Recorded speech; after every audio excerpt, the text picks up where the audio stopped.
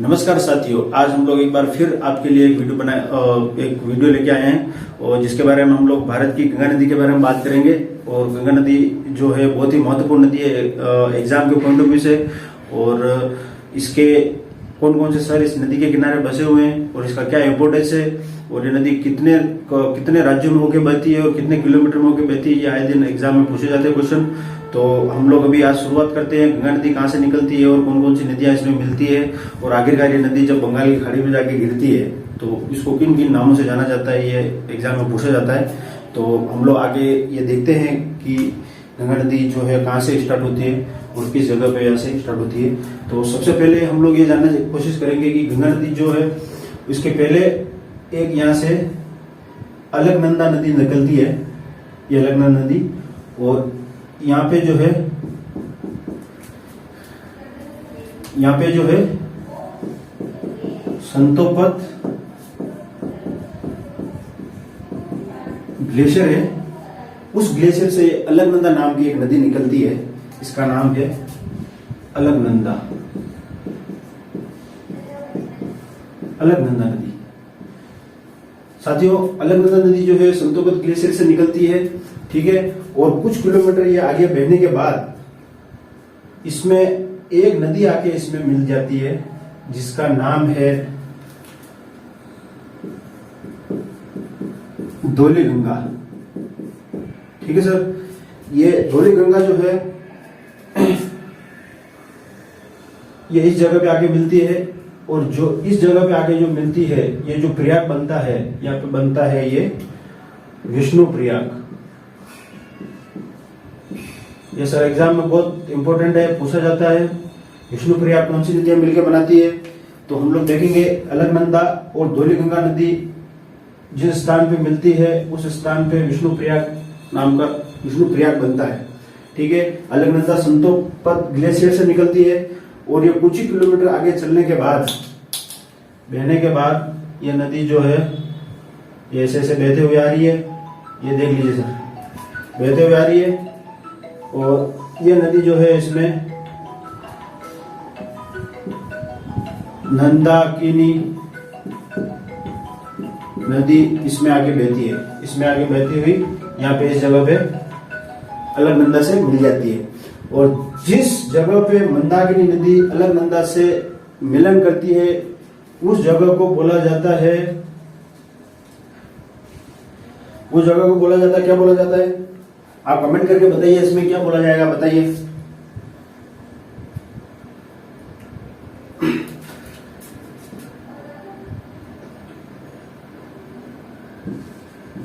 नंद प्रयाग, ठीक है दोस्तों।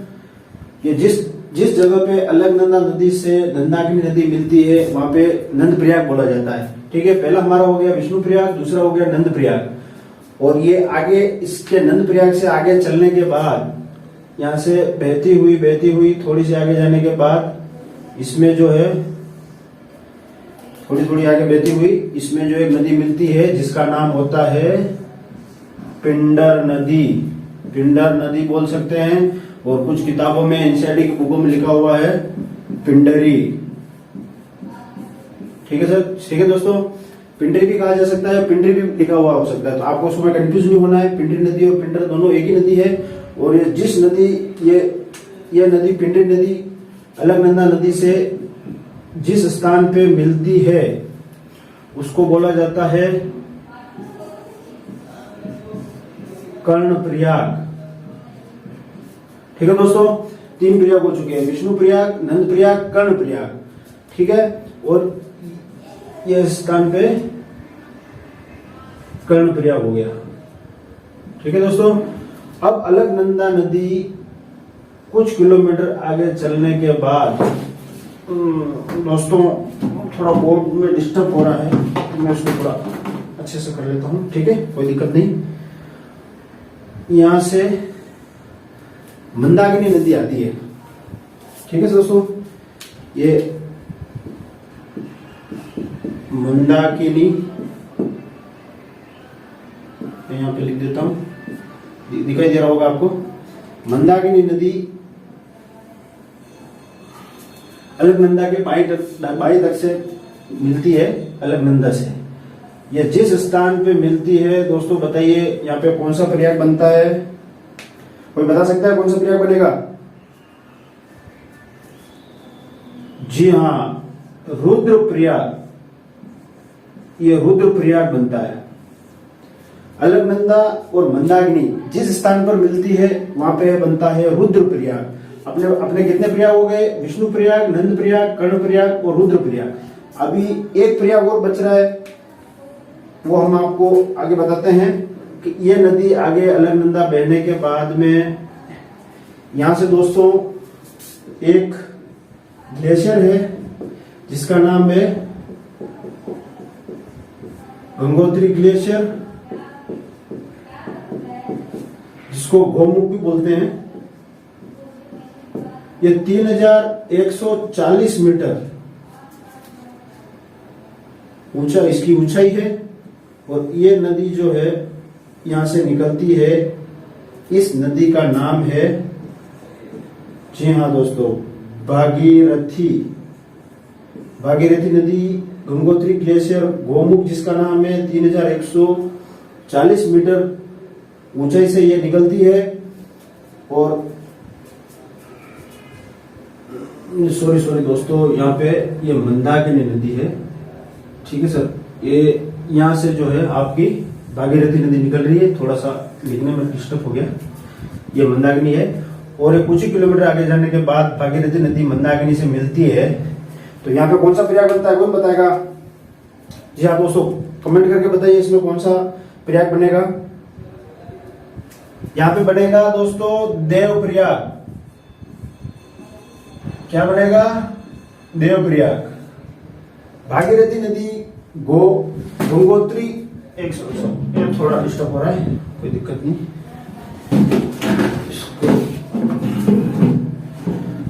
नया हमारा यूट्यूब चैनल है दोस्तों, थोड़ा सा आप हैंडल करना। बोर्ड जो है बार बार गिर जा रहा है। गंगोत्री ग्लेशियर गौमुख जहाँ पे है, गौमुख जिसको बोला जाता है गंगोत्री ग्लेशियर है, वहां पे 3140 मीटर ऊंचाई से भागीरथी नदी निकलती है और जिस स्थान पे अलकनंदा नदी से मिलती है वहां पे बनता है देवप्रयाग। ठीक है सर दोस्तों, ये नदी देवप्रयाग बनने के बाद में ये नदी जो है उत्तराखंड और यूपी से होते हुए उत्तराखंड और से दोस्तों एक सेकंड, इसको वीडियो को मैं बना के रहूंगा, ठीक है। ये नदी बहती हुई, सबसे पहले तो मैं आपको ये बता दूं कि सबसे इंपॉर्टेंट चीज इसमें जो है आप लोगों को देखना है कि अलकनंदा नदी कहां से निकलती है। आप लोगों को देखना है संतोपस ग्लेशियर से निकलती है, ठीक है।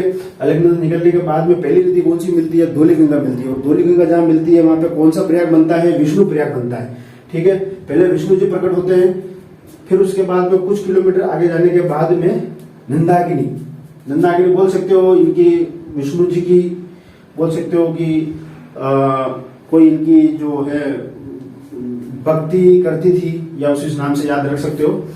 विष्णु प्रयाग के बाद में जब नंदाकिनी नदी इसमें मिलती है तो नंद प्रयाग बनता है। नंदाकिनी से नंद प्रयाग याद रखना आप। और कुछ किलोमीटर आगे बढ़ने के बाद में पिंडरी नदी, जिसको पिंडर नदी भी बोलते हैं, वो आगे मिलती है तो वहां पे बनता है कर्ण प्रयाग, ठीक है दोस्तों। और उसके बाद में दाईं तट से मंदाकिनी नदी आती है। मंदाकिनी नदी जिस अलकनंदा नदी के स्थान पर मिलती है वहां पे बनता है रुद्रप्रयाग, ठीक है। विष्णु नंद कर्ण और रुद्र, ये चार यात्रा है। और पांचवा जो है आपका भागीरथी नदी देवप्रयाग। भागीरथी जैसा ऐसा लगाता है कि देव टाइप का कोई नाम है तो उसको देवप्रयाग के नाम से जोड़ सकते हो आप। और मंदाकिनी थोड़ा सा लग रहा है कि बहुत रुद्र रूप है, बहुत एग्रेसिव है, बहुत ही मतलब गुस्से टाइप का है, तो आप मंदाकिनी को सर रुद्र रूप में रुद्रप्रयाग के नाम से आप उस पर याद कर सकते हो, ठीक है सर। अब इसको आगे चलते हैं दोस्तों। जैसे कि आपको मैं बता दूं कौन कौन से प्रयाग कहां कैसे कैसे बनते हैं। अलकनंदा प्लस भागीरथी, ये धौलीगंगा। पहले कौन सी नदी मिलती है? धौली गंगा क्या बनता है, विष्णु प्रयाग। ठीक है, ये पहला प्रयाग हो गया। दूसरा प्रयाग कौन सा है, दूसरा प्रयाग है अलकनंदा प्लस कौन सी नदी मिलती है, नंदाकिनी। कौन सा प्रयाग बनता है, नंद प्रयाग, नंदा से नंद प्रयाग, ये याद रखना है, नंदा से नंद प्रयाग। और तीसरा प्रयाग कौन सा है, अलकनंदा प्लस पिंडर, पिंडर या पिंडरी। कौन सा प्रयाग बनाती है, ये कर्ण प्रयाग बनाती है, कर्ण प्रयाग। चौथा कौन सा प्रयाग बनता है, चौथा प्रयाग कौन सा बनता है, मंदाकिनी, रुद्र रूप में आती है। अलकनंदा से कौन मिलता है, मंदाकिनी। ठीक है, तो ये बन गया है अपना रुद्र प्रयाग, रुद्र प्रयाग। और पांचवा कौन सा प्रयाग है, अलकनंदा से कौन सी नदी मिल रही है, भागीरथी। भागीरथी जो जैसा नाम दिख रहा है कि जैसे देव टाइप का है, देवीय टाइप का है, तो उसको अपन देव प्रयाग से जोड़ सकते हैं।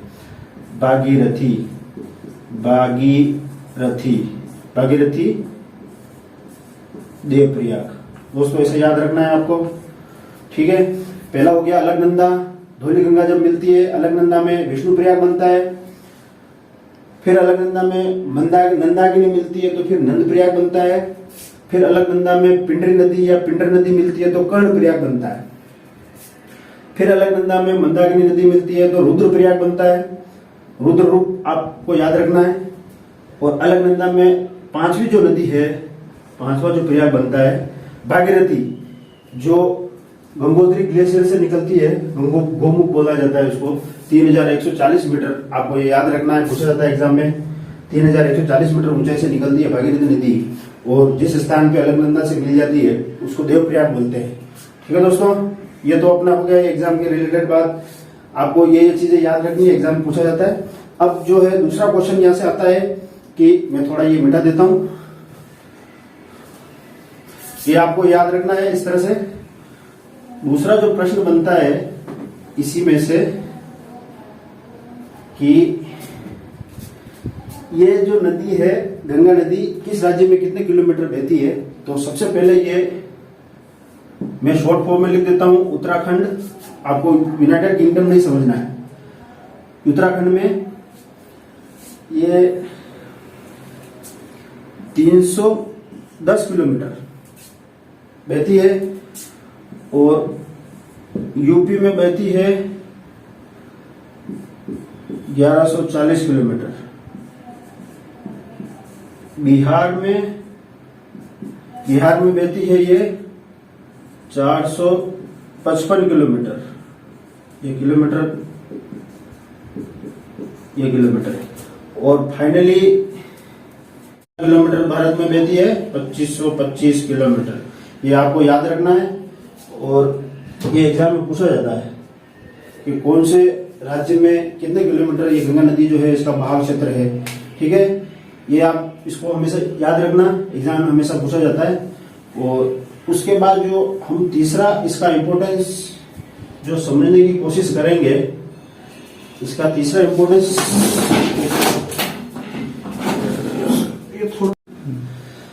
अब हमने जो नदी का जो इम्पोर्टेंस समझा, उसके बाद में हम जो है इसका और यहाँ पे देख लेते हैं, बहाव क्षेत्र पूछ लेते हैं कि भाई जैसे उत्तराखंड में जो है 310 किलोमीटर, और बिहार में यूपी में जो है 1140 किलोमीटर, और बिहार में है 455 किलोमीटर, और उसके बाद में जो वेस्ट बंगाल में इसका जो बहाव क्षेत्र है 520 किलोमीटर। टोटल हो गया इसका बहाव क्षेत्र, और इसका लंबाई के हिसाब से 2525 किलोमीटर। एग्जाम में हमेशा याद रखना कि पूछा जाता है कितनी लंबाई है भारत में, कितनी बहती है, और कौन से राज्य में कितने किलोमीटर इसका बहाव क्षेत्र है। अब दूसरा देख लेते हैं कि इसको जब बिहार के बाद में जब इसकी एक शाखा पश्चिम बंगाल की तरफ चली जाती है, यहाँ पे लिख देता हूं सर, एक सेकंड। इसकी एक शाखा पश्चिम बंगाल में चली जाती है, जिसको हुगली बोला जाता है। और इसकी जो दूसरी शाखा फरक्का, बिहार में एक जगह है फरक्का, फरक्का जगह से ये पश्चिम बंगाल में एंटर करती है। वहां पे इसका नाम होता है पद्मा। ठीक है, पद्मा नाम से बंगाल में जो एंटर करती है इसका नाम पद्मा होता है। और कुछ किलोमीटर आगे चलने के बाद में इसमें ब्रह्मपुत्र नदी नॉर्थ ईस्ट से पूर्वोत्तर राज्यों से बहती हुई आती है। जब इसमें मिल जाती है तो इसका नाम हो जाता है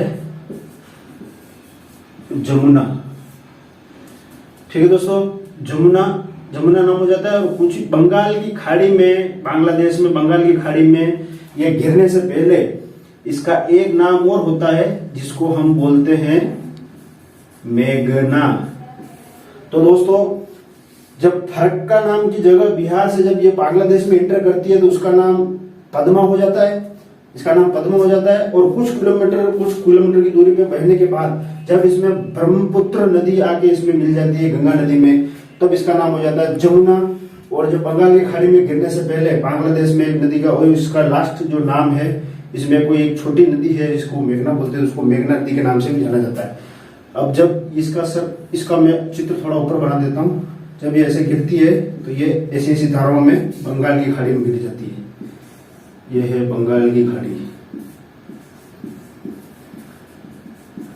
ऐसी धाराओं में ये जाती है। यहाँ पे इसका नाम होता है मेघना। और यहाँ पे सर क्या है कि थोड़ा इसमें यहाँ पे सुंदरवन के नाम से छोटे छोटे झाड़ बने होते हैं, जो ज्वार भाटा को रोकने का काम करते हैं। ये सुंदरवन का डेल्टा पूरा पश्चिम बंगाल से लेके बांग्लादेश तक फैला हुआ है।